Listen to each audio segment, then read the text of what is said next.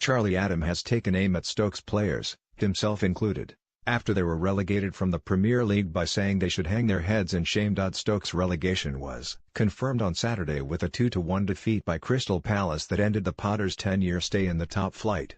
The result saw Stoke's winless run stretched to 13 games, and Adam had some strong words for his teammates as they prepared for life in the Championship. "It's embarrassing," Adam told BBC Radio 5 Live when asked about how it felt to be relegated with Stoke.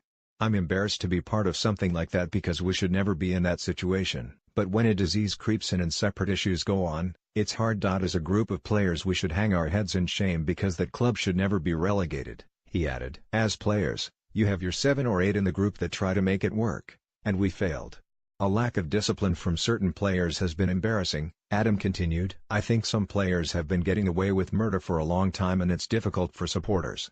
It's not just 1 or 2, I think there are 4 or 5 that could be counted." The 32-year-old midfielder hasn't featured for Stoke's first team since March, when he was set off 30 minutes into a 2-1 loss to Everton.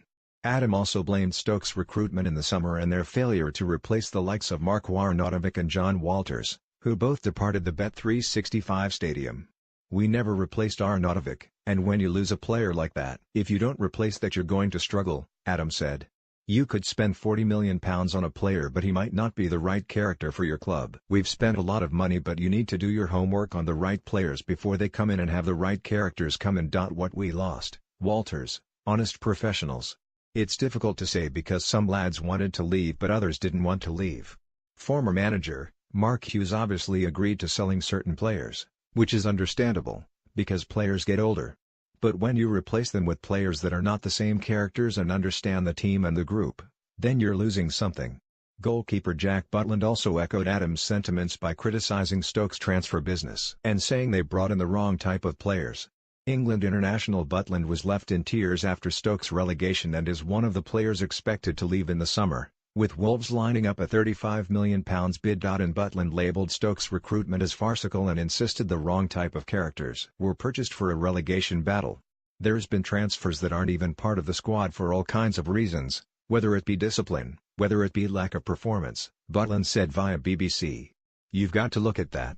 What decisions are being made and the type of characters." Butland did insist that midfielder Badounde and defender Moritz Bauer, who both joined in the January window, were 2 positive signings.